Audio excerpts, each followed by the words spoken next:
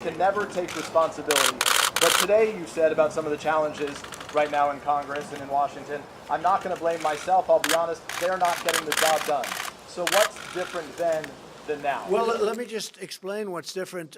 We have nominations pending right now, and we have 182 approved. If you look at this, the number that he had approved was 65% and 70%, and we have 39%.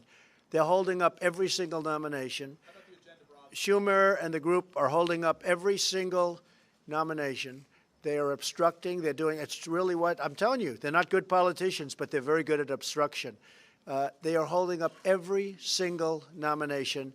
And I will tell you, Peter, it's not right. It's really not right. They'll bring them right out to the end, that last minute. What they're doing is unfair.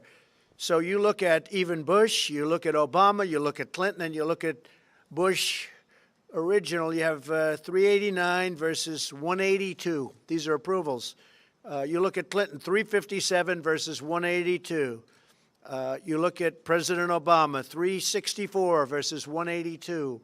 These are nominations approved, and what they're doing to us, we have unbelievable people in there waiting to be approved. They've been waiting for a long period of time. Now, I do believe that Mitch is going to start pushing them very hard. And he can do that, and he wants to do that. He also wants to get the judicial nominations through, and he wants to get them through fast, too.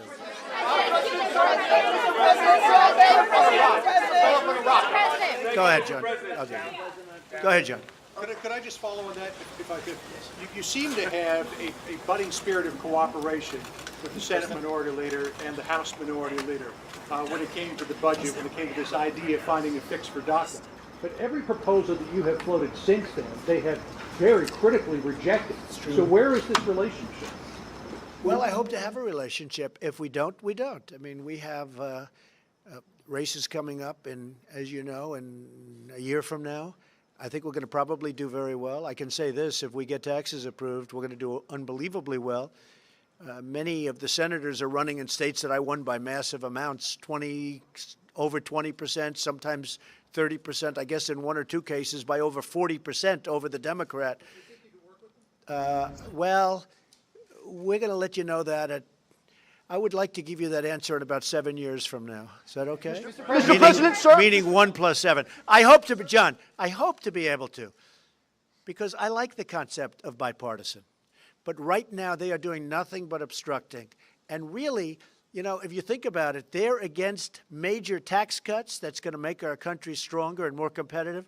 That's a hard thing to win an election on. And I believe that some Democrats will be voting for us when it comes to the tax cuts. Mr. President, sir. What about this economic development bill that you mentioned? I'm going to be proposing an economic development bill in the not-too-distant future. I want to get tax cuts obviously done first, maybe even the health care, but I think somewhere either in between or shortly thereafter, I'm going to be developing an economic development bill that will put us so far ahead of other countries, you will not even believe it. That'll be very important. Mr. President, sir, Mr. President, sir. Thank you, Mr. President. Last week, your administration made two major announcements on rolling back the Iran deal and getting rid of the cost-sharing reductions as part of Obamacare. And a lot of criticism has been leveled at your administration, saying that really all you're doing is— And a lot of praise. Fair enough, sir. Rolling back, a lot of what you're doing is simply rolling back everything your predecessor accomplished. Is there a single policy of your predecessor that you specifically do not want to touch, sir? Well, we're very opposite in terms of incentives and incentives for jobs and other things. And if you look at what's happened, we just hit a new high today again in the stock market. We've picked up, Mitch, it's as of this moment, $5.2 trillion in stock market value. We have the lowest unemployment rate in, I believe it's almost 17 years. We're doing well. We're going to be doing immigration work that's going to be outstanding, and we're going to have people coming into our country based hopefully on a merit system, not just coming in randomly, but they're going to be coming in based on a merit system where they can help us, because I have companies moving into this country. You saw what happened with the automobile industry last week with 5 major plants. We have companies pouring back into this country for the first time in anybody's memory.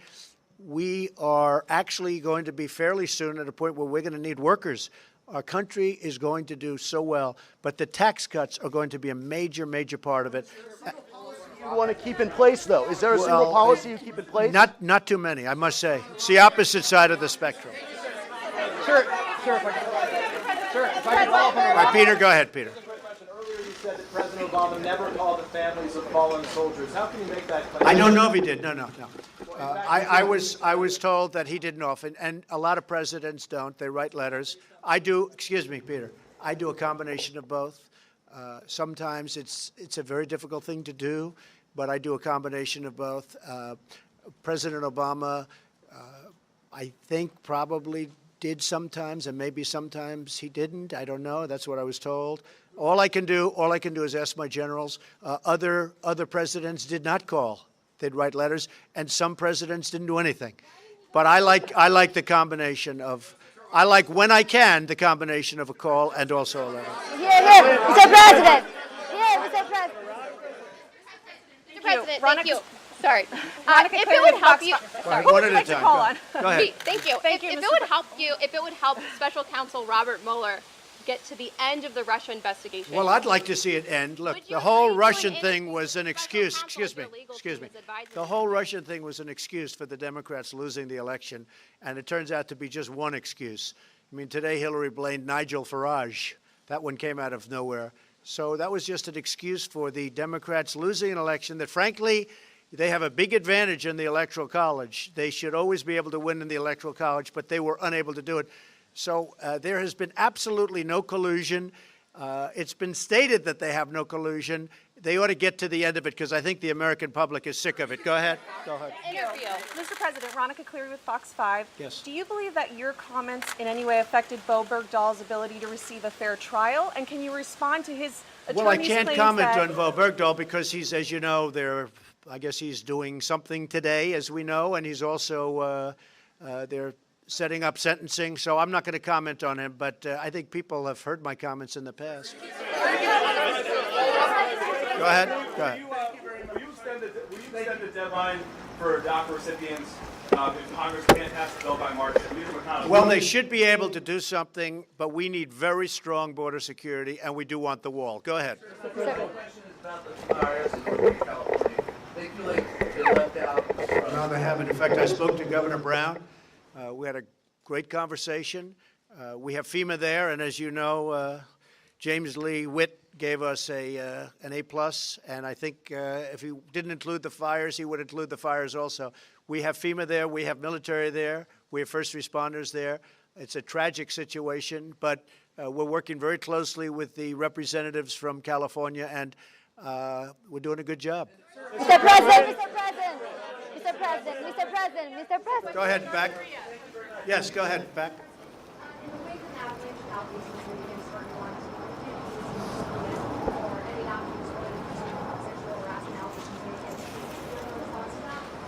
All I can say is it's totally fake news. It's just fake. It's fake. It's made up stuff, and it's disgraceful what happens. But that happens in the world of politics. John.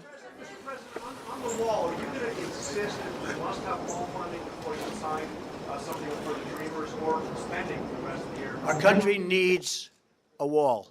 Mexico, you see what's happening there. You see what just happened yesterday with one of their big political leaders. Mexico is not doing particularly well when it comes to the kind of thing that we have great interest in.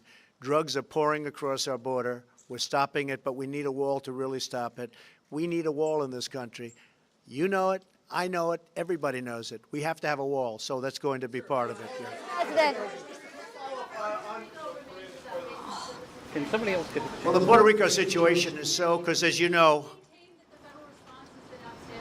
I think, that's according to the Clinton administration's head of FEMA. It's been outstanding. Puerto Rico is very tough because of the fact it's an island, but it's also tough because, as you know, it was in very poor shape before the hurricanes ever hit. Their electrical grid was destroyed before the hurricanes got there. It was in very bad shape, was not working, was in bankruptcy, owed $9 billion. And then on top of that, the hurricane came. Now, you're going to have to build a whole new electrical plant system. We're not talking about generators. You know, Puerto Rico now has more generators, I believe, than any place in the world. There are generators all over the place. The fact is, their electrical system was in horrible shape before and even worse shape after. So we are working right now. As you know, relief funds were just approved and are in the process of being approved by Congress. And that includes Texas, by the way. That includes Florida. And it also includes Puerto Rico, the U.S. Virgin Islands, et cetera. But it was in really bad shape before. We have done, I will say this, we've delivered tremendous amounts of water. Then what you have to do is you have to have distribution of the water by the people on the island. So we have massive amounts of water. We have massive amounts of food, but they have to distribute the food. And they have to do this. They have to distribute the food to the people of the island. So what we've done is we now actually have military distributing food, something that really they shouldn't have to be doing. But if you look at the governor, who's a good man, by the way, but you look at the governor of Puerto Rico, he himself has said we've done an outstanding job, and most people have said we've done an outstanding job. But Puerto Rico is a very tough one. Yes, go ahead. The 20-week abortion ban bill, how important is this bill to you, and what are you doing in terms of Mitch McConnell to make this to the bill? Well, I'll let Mitch. You want to talk about that, Mitch? Was the question about the 20-week? Yeah, well, it's supported by virtually all of my members, and we expect to have a vote on it at some point. There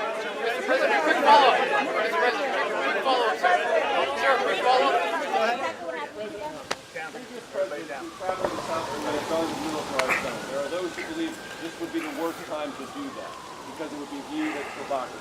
How do you view what you're trying to accomplish in South Korea? Do you intend to go to the DNC? Well, I'll be going, as you know, to South Korea, to China, to Japan, to Vietnam for the summit. We have a big economic summit there. I may be going to the Philippines also. We've been invited. We've been invited to the Philippines, so I may be going to the Philippines. And I look forward to all of them. We haven't set the details as of this moment. We'll take a look at that. I didn't hear in terms of provoking, but we will certainly take a look at that. Mr. President. Sir, a quick follow-up on an earlier question to Sarah.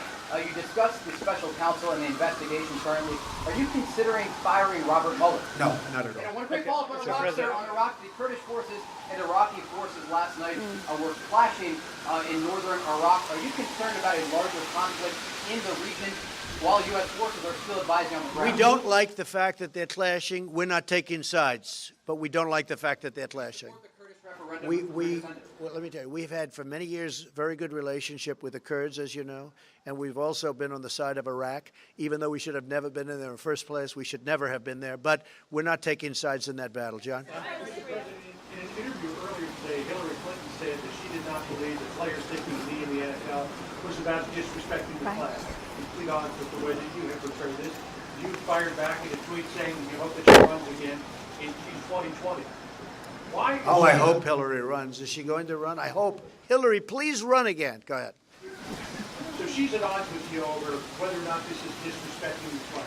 Is she right or is she wrong? I think she's wrong. Look, when they take a knee, there's plenty of time to do knees, and there's plenty of time to do lots of other things.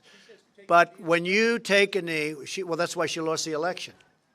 I mean, honestly, it's that thinking. That is the reason she lost the election.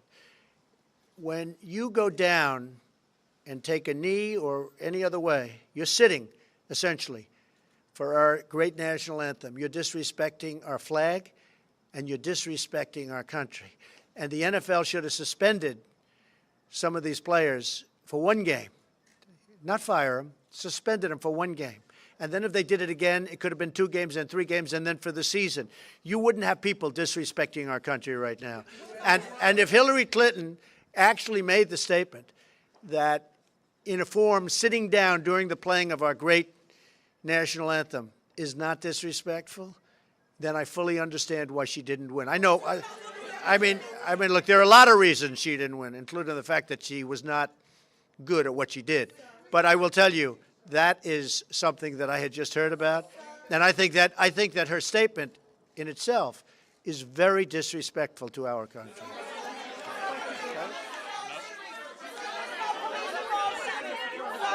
Police-involved shootings, sir. Thank you very much. Police-involved shootings. Sir, what about police-involved shootings as it relates to the NFL. That is what the players are saying is the crux of why they're taking a knee, sir. The police involved shooting issue. What will It you is do about very that? disrespectful to our country when they take a knee during our national anthem.